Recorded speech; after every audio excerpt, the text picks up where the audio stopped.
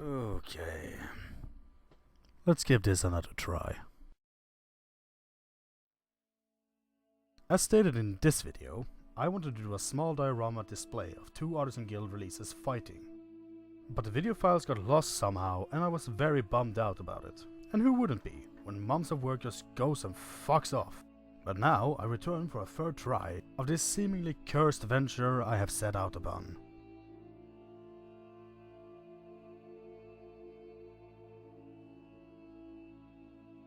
At the end of the last video, I said these would be the next pair to dance. Starting with the one I had a more concrete plan for, I grabbed the dwarf and got to work. I started with the skin. I planned on it being a pale brown with crimson red shadows. And yes, I was inspired by the Dark Iron Dwarves from Warcraft, thank you very much. Artisan Guild draws obvious inspiration from Warcraft as well, so sue me.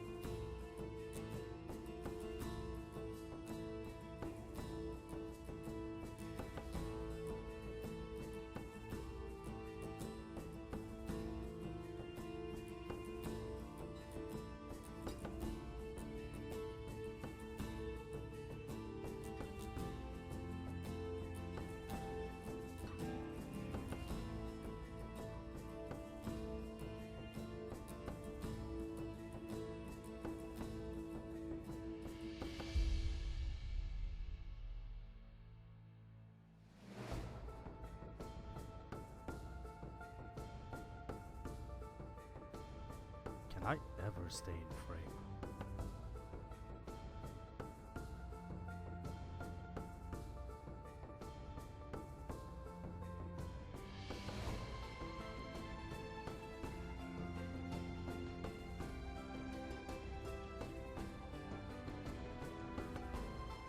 Skin done, I went over to the armor.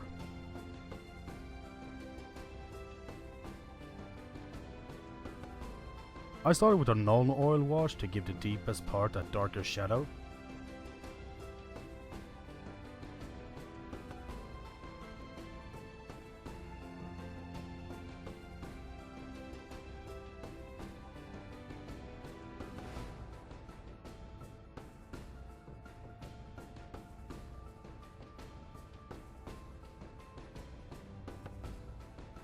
Then I went over it with Basilicanum Grey contrast paint.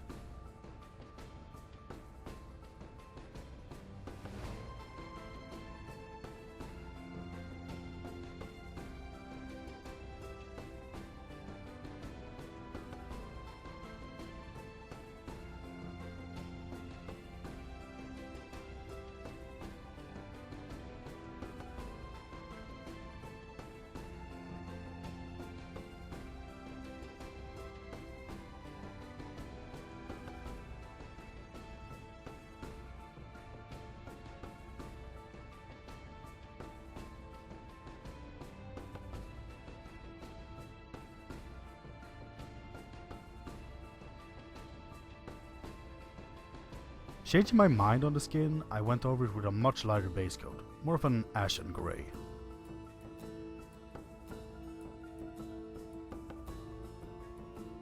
The trim of the armor is next. For this I did a base coat with Balthasar gold, and then I was going to highlight it with hash hot copper, but looking back on the footage I seemingly forgot to. Oh well, looks fine to me, so let's go on.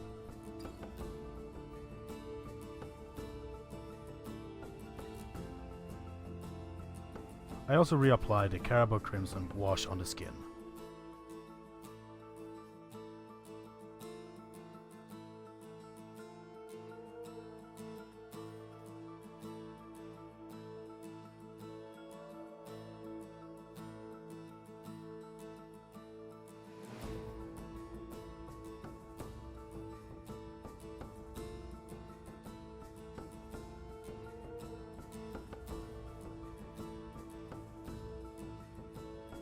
All cloth parts were picked out with a dark green. Pandura's Dark Forest to be more exact.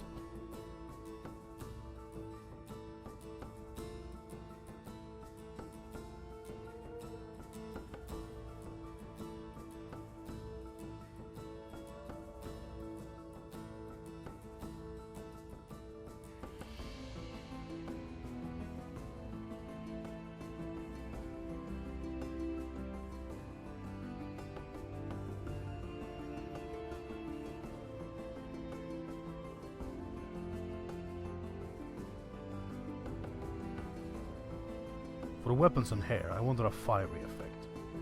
To achieve this, I started with a base coat of Imperial Fist contrast paint.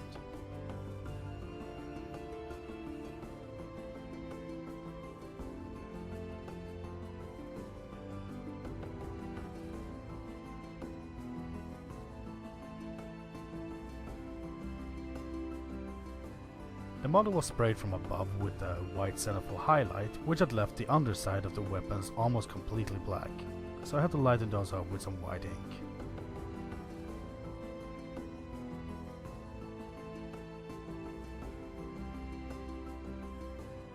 Next paint for the fiery hair was Blackrazor Flame contrast paint.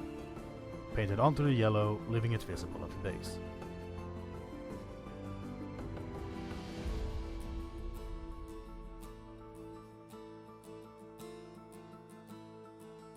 Then I did the same thing on a smaller area with some ball red.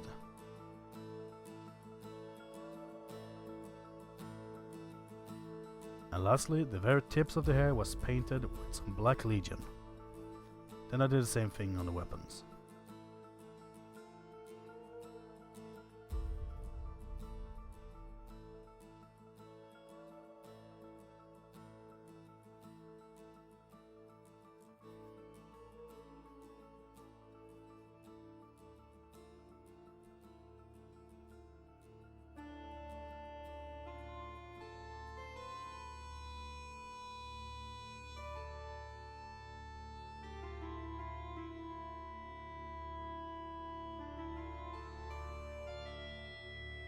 Doesn't look that great close up like this, but from a few centimeters away, it looks passable. With the dwarf done, it was time for the hobgoblin. So, the gobble skin was first, using Mechanicus Standard Grey.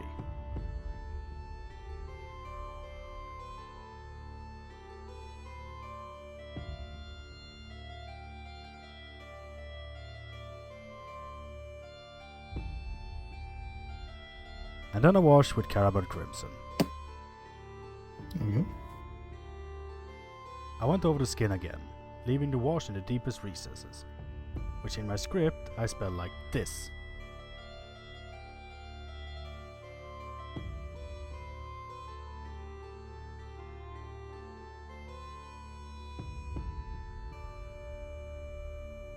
Off camera I picked out the eyes with white and the teeth and nails with sandy dust.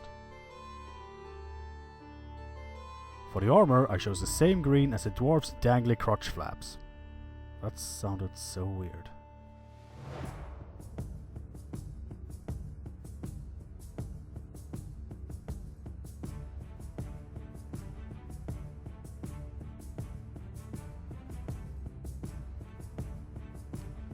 For the gobbo's dangly crotch flaps, that still sounds weird, I did a base layer of Rhinoxide, then a highlight with Mornfrang Brown.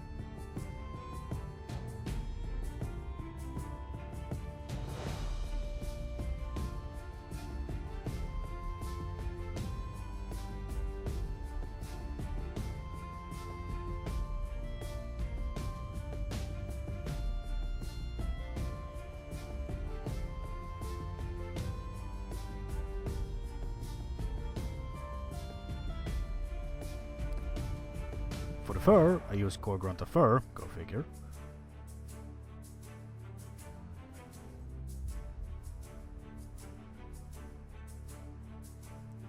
And some random splotches of Cygor Brown. The crossbow was painted with wildwood.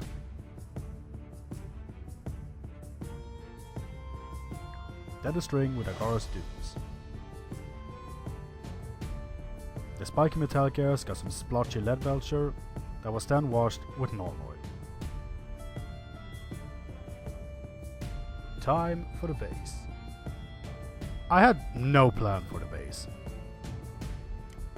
I thought of making a hill, but when I got out the bark I quickly came up with an idea. I had this huge piece of bark that would have made the whole base a giant rock, which I did not want. These two pieces of bark gave me the idea of a lava river going between them. I checked that the minis could fit, all looked good, so I continued. After gluing the bark onto the base, I used a homemade texture paste. I had grinded small bark pieces in a coffee grinder, then added medium and wood glue to the mix, and was given this, well, poo looking paste.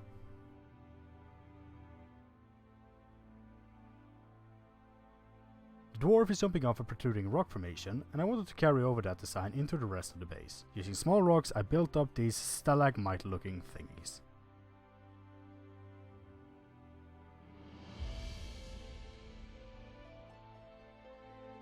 Quick cleanup and a new paper to work on. I had made but never tried Midwinter Minis self-made wash, so I decided to try it on this project. Looks great actually. Nice job, guy. For the lava river I was going to do the same as I had done for the dwarf's hair and weapons. That meant contrast paints, so I needed a white undercoat. Liquitex Titanium White to the rescue. When that was dry, I went in with the contrast paints.